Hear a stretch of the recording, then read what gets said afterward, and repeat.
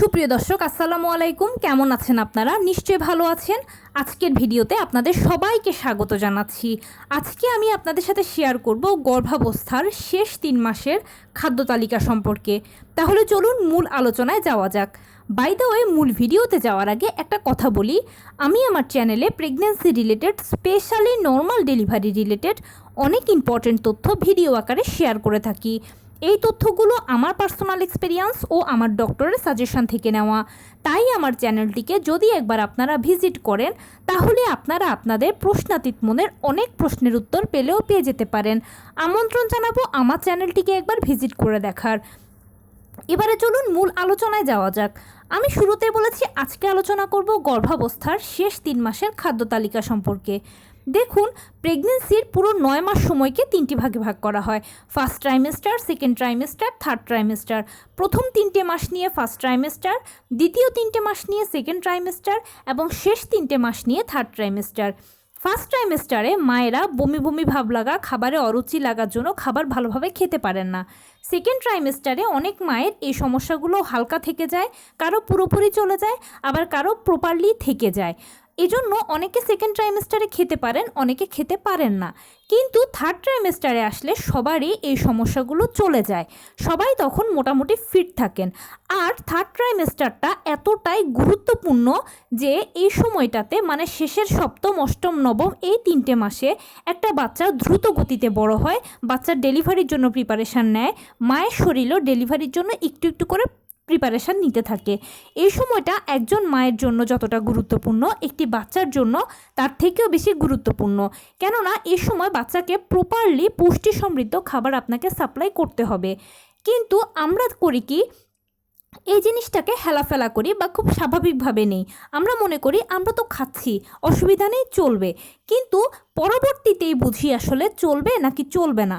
কেননা যেসব বাচ্চারা মায়ের গর্ভে অপুষ্টিতে ভোগে অথবা প্রপারলি পুষ্টি তারা পায় না, যতটুকু প্রয়োজন ততটুকু পায় না, সেই বাচ্চারা জন্মের পরে দেখা যায় অনেকে মারা যায়, অনেকে আবার সারভাইভ করলেও এনআইসিইউতে রাখতে হয় অনেক দিন পর্যন্ত।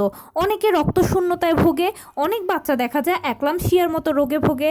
বাচ্চারা অনেকে আছে মেজাজ খিটখিটে থাকে। কিছু কিছু বাচ্চা আছে যারা স্বাভাবিকভাবে যে তাদের গঠনটা বা যে বেড়ে ওঠাটা সেটা তারা সময় মতো করে না। যেমন সময় মতো হাঁটা, চলা, বসা, কথা বলা, দাঁত ওঠা, এই জিনিসগুলো সময় মতো হয় না, অনেক দেরি করে হয়। অনেকের ডাক্তারের শরণাপন্ন হতে হয়। বর্তমান সময় বা বর্তমান যুগে এই জিনিসটা অনেক বেশি হচ্ছে।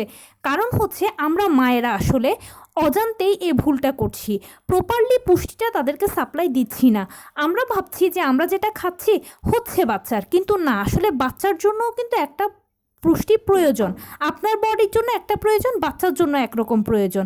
আর উভয়ের ব্যালেন্সের জন্য আপনার একটা ব্যালেন্সড ফুড প্রয়োজন, যেটা আসলে আমরা মেনটেন করি না বা চেষ্টাও করি না বা সেভাবে আমরা হয়তো চিন্তাও করি না। কিন্তু বাচ্চা জন্মের পরে ঠিকই আমরা ভুগি।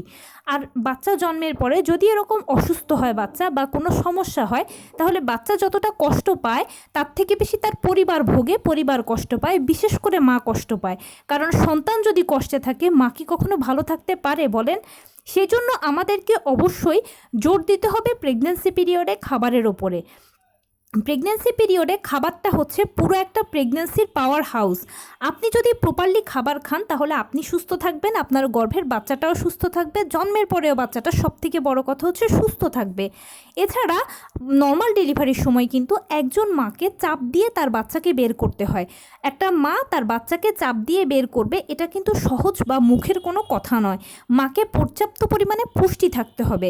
হয়তো অনেকে বলেন যে হ্যাঁ ঠিক আছে, আমার শরীর মোটা আছে বা ঠিক আছে আমি পারবো, শক্তি আছে, কিন্তু বিশ্বাস করুন, ডেলিভারি টেবিলে ডাক্তার যখন আপনাকে চাপ দিতে বলবে, আপনি যখন চাপ দেবেন, সর্বোচ্চ শক্তি দিয়ে চাপ দেওয়ার পরেও আপনার ডাক্তার আপনাকে বলবে যে মা আপনি করছেন কি, চাপ দিন।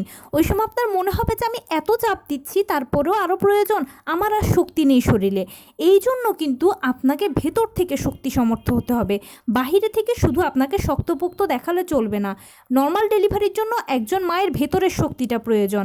এছাড়া পুরো প্রেগন্যান্সি পিরিয়ডে বাচ্চাকে ভালোভাবে ক্যারি করার জন্য কিন্তু মায়ের শক্তির কোনো বিকল্প নেই। অবশ্যই এজন্য আপনারা প্রথম থেকেই আপনাদের খাদ্য তালিকাকে এমনভাবে সাজাবেন যেন সুষম ব্যালেন্স ঠিক থাকে সেখানে খাবারের। আর শেষ 3 মাসে আসলে আরও বেশি জোর দেবেন, কারণ এই সময় ডেলিভারির জন্য আপনারা প্রিপারেশান নিচ্ছেন সেই জন্য। তো এবারে বলছি শেষ 3 মাসে আপনি কিভাবে খাবেন। অবশ্যই প্রতিদিন মাছ, মাংস, দুধ, ডিম, হলুদ ফলমূল, সবুজ শাকসবজি, লাল জাতীয় খাবার, ওমেগা 3 ফ্যাটি অ্যাসিড সমৃদ্ধ খাবার খাওয়ার চেষ্টা করবেন। সঠিক ব্যালেন্স খাবারের মধ্যে রাখবেন, ঘুরে ফিরে যেন আপনার খাবারের ভেতরে এগুলো থাকে সেটার চেষ্টা করবেন। যখন মাছ খাবেন তখন বড় মাছ, ছোট মাছ, সামুদ্রিক মাছ সবটাই মিলিয়ে মিশিয়ে খাওয়ার চেষ্টা করবেন। অবশ্যই মাছের পেটি খাবেন, মাছের উপরের চামড়াটা খাবেন, মাছের চামড়াতে আছে ভিটামিন ডি। সেই সাথে আপনি যদি মাংস খান তাহলে মুরগির মাংসটা তো সবাই খেতে পারে, খাবেন। সেই সাথে আপনার যদি কোনো নিষেধাজ্ঞা না থাকে তাহলে গরু ও খাসির মাংসটাও খাবেন, কেননা রেড মিটটা খুব ভালো শরীরের জন্য। অবশ্যই বাচ্চা মুরগি, বাচ্চা কবুতর এগুলো খাওয়ার চেষ্টা করবেন, এগুলো আপনাকে রক্ত সাপ্লাই করবে, আপনাকে পর্যাপ্ত পরিমাণে শক্তি দেবে। চেষ্টা করবেন সপ্তাহে দুবার যে কোনো পশুর কলিজা খাওয়ার জন্য। এর থেকে যদি একটু বেশি খেতে পারেন তাহলে তো আরও ভালো হলো, আপনার শরীরটা ভালো, রক্ত থাকলো, আয়রনের সাপ্লাই থাকলো। ডেলিভারির জন্য কিন্তু অবশ্যই একজন মায়ের রক্তের পরিমাণ 11 থেকে তার বেশি থাকতে হবে রক্তের লেভেল, এটা অবশ্যই মাথায় রাখবেন, সেটা নর্মাল ডেলিভারি হোক কিংবা সিজার হোক। সেই সাথে আপনি অবশ্যই পাঁচমিশালি সবজি, পাঁচমিশালি শাক খাওয়ার চেষ্টা করবেন। ভালোভাবে শাকসবজিকে ধুয়ে তারপরে কেটে রান্না করবেন। আমরা একটা ভুল কাজ করি কি, কেটে তারপরে শাক বা সবজিকে ধুয়ে রান্না করি। কেটে যদি ধুন তাহলে সেখানে যে অল্প পরিমাণে ভিটামিন আছে এগুলো চলে যাবে, তাই গোটা গোটা ধুয়ে সেটাকে কেটে অল্প মশলায় রান্না করে খাবেন। পাঁচমিশালি শাক, পাঁচমিশালি সবজি খাওয়ার চেষ্টা করবেন।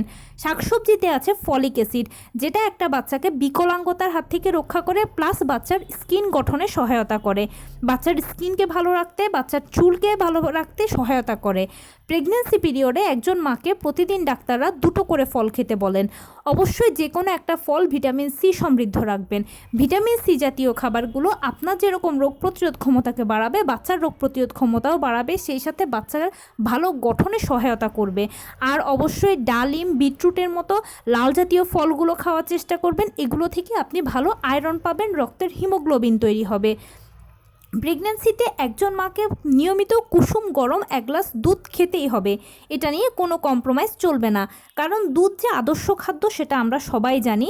এবং সেই সাথে কুসুম গরম দুধ আপনার শরীরের অ্যামনিওটিক ফ্লুইডের ব্যালেন্সকে ধরে রাখতে সহায়তা করবে, কেননা শরীরে অ্যামনিওটিক ফ্লুইডটা বা গর্ভের পানিটা শুধু তৈরি হলেই হবে না, এটা ধরেও থাকতে হবে।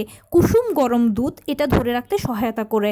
শুধু কুসুম গরম দুধ নয়, কুসুম গরম খাবারও খাবেন, এই খাবারগুলো শরীরে অ্যামনিওটিক ফ্লুইডকে ধরে রাখতে সহায়তা করে। আপনি জানেন কি, নর্মাল ডেলিভারির জন্য অ্যামনিওটিক ফ্লুইডের লেভেল অবশ্যই 5 থেকে 25 সেন্টিমিটার হতে হবে, তাই অ্যামনিওটিক ফ্লুইড কতটা জরুরি বুঝতেই পারছেন। এই জন্যই নিয়মিত কুসুম গরম দুধ তো খাবেন, সেই সাথে 12 থেকে 14 গ্লাস পানি পান করবেন, এতে আপনার অ্যামনিওটিক ফ্লুইডের ব্যালেন্স প্রথম থেকে ঠিক থাকবে। 2টো করে ডিম খাওয়ার কথা ভুললে কিন্তু কখনোই চলবে না। একটা ডিম আপনার জন্য খাবেন, একটা ডিম বাবুর জন্য খাবেন, কেননা ডিমে রয়েছে কোলন বাচ্চার মাথার খুলি গঠনে সহায়তা করে, বাচ্চার হাড়কে মজবুত করতে সহায়তা করে, ব্রেন ডেভেলপমেন্টে সহায়তা করে।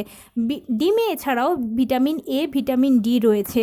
ডিম হচ্ছে নিজে একাই একটা প্রোটিনের প্যাক, সেজন্য প্রতিদিন 2টো করে ডিম আপনাকে খেতেই হবে। এছাড়া আপনি চাইলে কলা, খেজুর, বাদাম, ড্রাই ফ্রুটসগুলো নিয়মিত খাবেন। এই খাবারগুলো খেলে যেটা হবে, আপনার শরীরটা শক্ত হবে, শরীরে শক্তি পাবে। কলাতে রয়েছে পটাশিয়াম, খেজুরে বিভিন্ন ধরনের উপাদান রয়েছে, ড্রাই ফ্রুটসও বিভিন্ন ধরনের ভিটামিন, মিনারেলস, ক্যালসিয়াম রয়েছে।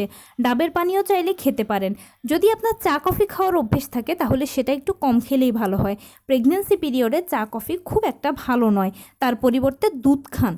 এবারে বলছি, প্রেগন্যান্সি পিরিয়ডে অনেকে আছেন যে খাবারকে সরাসরি খেতে পারেন না, অনেকের ভালো কম লাগে খেতে। খাবার যদি আপনি সরাসরি খেতে না পারেন তাহলে খাবারকে প্রসেস করে খাবেন, যেমন ডিম আর দুধ একসাথে মিলিয়ে পায়েস করতে পারেন, এছাড়া ডিম দুধ দিয়ে পুডিং করে খেতে পারেন। এভাবে প্রসেস করে যদি খাবারগুলোকে খান তাহলে আপনিও ভালো থাকবেন, বাচ্চাও ভালো থাকবে। সেই সাথে খেয়াল রাখবেন আপনার প্রতিদিনের খাদ্য তালিকায় নিয়মিতভাবে যেন এই খাদ্যগুলো ঘুরে ফিরে যায়, তাহলে আপনিও শক্ত থাকবেন, বাচ্চারও পুষ্টির কোনো অভাব হবে না, আর পরবর্তীতে আপনার বাচ্চা জন্মের পরেও আলহামদুলিল্লাহ সুস্থ থাকবে এবং সময় মতো ওল্টানো, হাঁটা, চলা, দাঁত ওঠা, কথা বলা সব কিছুই সময় মতো হবে, আপনার এগুলো নিয়ে আর চিন্তাও করতে হবে না। তো এই ছিল আজকের ভিডিও। কেমন লাগলো বলুন। যদি ভালো লেগে থাকে ও হেল্পফুল হয়ে থাকে তাহলে প্লিজ লাইক কমেন্ট শেয়ার করতে একদম ভুলবেন না। আর সেই সাথে আমার চ্যানেলটিকে সাবস্ক্রাইব করার বিনীত অনুরোধ রইল। পাশে থাকা বেল আইকনটি ক্লিক করে দেবেন যেন আমি ভিডিও আপলোড করার সাথে সাথে আপনার নোটিফিকেশান পেয়ে যান। এছাড়া যদি কোনো প্রশ্ন থাকে কমেন্টসে জানাবেন, আমি রিপ্লাই দেব। প্লাস যদি কোনো পরামর্শ থাকে যে কোন বিষয়ের উপরে ভিডিও বানালে আপনারা উপকৃত হবেন সেটাও জানাবেন। আমি আপনাদের পছন্দের সর্বোচ্চ প্রায়োরিটি দেব। ভালো থাকবেন, সুস্থ থাকবেন। আসসালামু আলাইকুম।